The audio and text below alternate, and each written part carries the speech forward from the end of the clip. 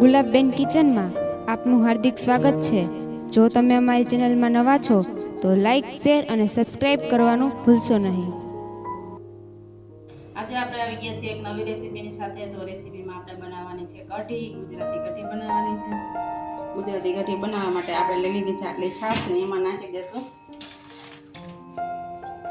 આમાં છે 3 લાલ મરચાં લીધા છે, લીમડાના પાન, લીલું મરચું ને લસણ। હવે આમાં છે આપણે વેસન, એ વેસન આપણે આમાં નાખી દેશું 2 ચમચી જેટલું, સરસ એવું 1.5 ચમચી નાખશે અને પછી આ રીતે એને આપણે બધું ઓગાળી નાખવાનો છે। આ બધું કરી લેશું ત્યાં તેલ આપણો ગરમ થઈ જશે। એમાં આપણે 3 પાવડા તેલના નાખી દીધા છે અને ખાવામાં પણ એકદમ ટેસ્ટ થાય છે ખાટી મીઠી કઢી, અને ગુજરાતીને તો બહુ ભાવે આ કઢી। હવે આ રીતે આપણે બધું ઓગાળી લેશું। આટલાનો આપણે પહેલા વઘાર કરી અને પછી આપણે ઉપર એમાં બીજી છાશ એમાં ઉમેરી દેશું। આમાં તો વઘારનો જ મહત્વ હોય છે અને ખાવામાં એટલી બધી મજા આવે છે। અને જે આ કઢી ખાધી હોય એ કોમેન્ટમાં જરૂરથી લખજો, કોમેન્ટ બોક્સમાં અમને જણાવજો તમે કઈ રીતે કઢી બનાવો છો। જેને કઢી ખાધી હોય એમને કોમેન્ટમાં જરૂરથી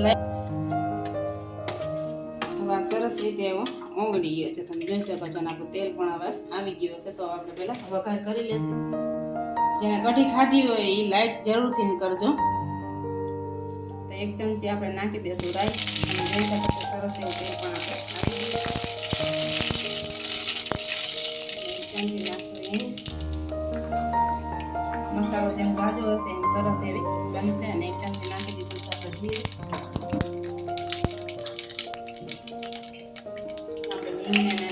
સરસ રીતે એવું મિક્સ કરી લેશું। અને પછી નાખી દઈશું લાલ મરચાં અને લસણ। આપણે આખું નથી નાખવાનું, એને ખાંડણીમાં ખાંડી અને પછી આપણે એમાં નાખી દઈશું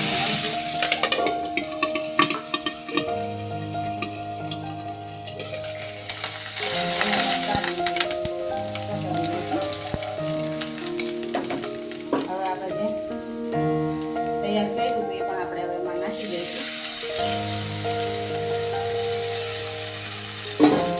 બધીને સારી રીતે મિક્સ કરી લઈશું, કેમ કે છાશ છે એટલે ફાટી જાય। હવે તમે જોઈ શકો છો સરસ એવો આપણો વઘાર થઈ ગયો છે। તો હવે આપણે બધો જે મસાલો આપણે એમાં એડ કરવાનો છે એ પણ આપણે એમાં એડ કરતા જઈશું। આમ રીતે સખત એને આપણે હલાવવાની છે, નકર છાશ હોય એટલે એ ફાટી જાય। અને તમે જોઈ શકો છો ફાટી નથી અને સરસ એવી આપણી કઢીનો વઘાર થઈ ગયો છે। તો પહેલા આપણે નાખી દઈશું 1 ચમચી ખાંડ, કેમ કે છાશ ખાટી હોય એટલે આપણે મીઠી કરવા માટે ખાંડનો ઉપયોગ કર્યો છે। આપણે હળદર નાખી દઈશું, 1 ચમચી ધાણા પાવડર, તીખું મોરું તમારા પ્રમાણે તમે રાખી શકો છો। તો એક આપણે ચમચી આપણે લાલ મરચું પાવડર નાખી છે, અને આ બીજી પણ લાલ મરચું પાવડર એમાં એડ કરી દીધો છે। સ્વાદ અનુસાર મીઠું આપણે એમાં એડ કરશું। અને જે લસણ આપણે 7 થી 8 કરી લસણ લીધી હતી એ પણ આપણે ખાંડીને તૈયાર કરી લીધી છે, તો એ પણ આપણે એમાં એડ કરી દઈશું। અને બધો મસાલો એવો આપણે એને મિક્સ કરી લેશું। અને જે આપણે જ્યારે છાશ બાકી રાખી છે એ પણ આપણે એમાં નાખી દઈશું, કેમ કે આ મસાલો પાકી જાય એટલે માથે છાશ એમાં એડ કરી દઈશું। તમે જોઈ શકો છો કઢીનો કલર કેટલો સરસ એવો આવી ગયો છે।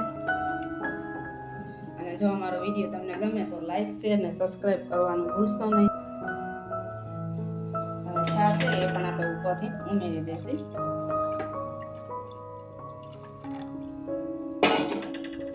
અને પાછા આપણે એને આ રીતે હલાવતા રહેશું। તમે જોઈ શકો છો કેટલો કઢીનો કલર સરસ એવો આવી ગયો છે। ગુજરાતી લોકો તો બહુ વઘારેલી કઢી જેવું ખાય જ છે।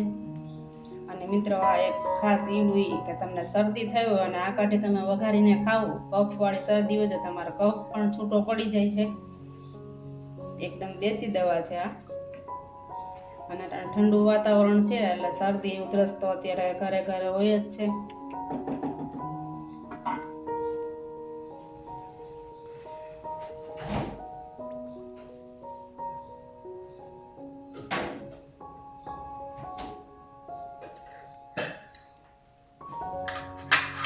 હવે એમનેમ જોઈ તો આપણા મોઢામાં પાણી આવી જાય એવી સરસ આપણી કઢી બનીને તૈયાર થઈ ગઈ છે.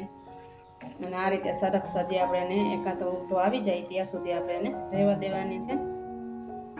હવે આપણે ગેસની ફ્લેમ કરી દઈશું ફૂલ અને પછી આપણે 2 થી 3 મિનિટ એને પાકવા દેશું, જેથી આપણે બધા મસાલા છે એ સરસ એવો છાશ સાથે મિક્સ થઈ જાય.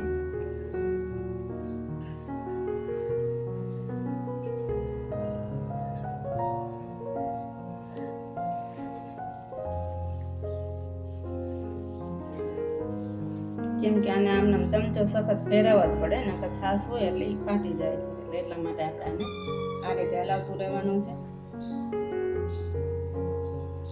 હવે એકાદો ઉભરો આવી જાય પછી આપણે એને બંધ કરી દેસી.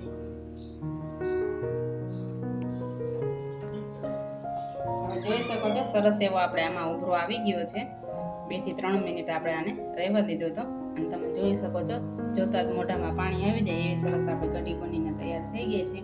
તો પછી આપણે ઉપરથી નાખી દઈશું એમાં કોથમરી અને પાછું આપણે એને 2 થી 3 મિનિટ પાકવા દેશે, કેમ કે સરસ એવી ઘાટી થઈ જાય. જેમ આપણે આને પકવશે તેમ સરસ એવી ઘાટી થતી જશે. અને જો તમારે ઘાટી ન ખાવી હોય તો તમે આ રીતે પણ એને લઈ શકો છો. અને જો અમારો વિડીયો તમને ગમે તો લાઈક શેર અને સબસ્ક્રાઈબ કરવાનું ભૂલશો નહીં, જેથી કરી જે પણ અમે નવા વિડીયો બનાવી તે તમારા સુધી પહોંચતા રહે. તો હવે આપણે આને ગેસની ફ્લેમ કરી દઈશું બંધ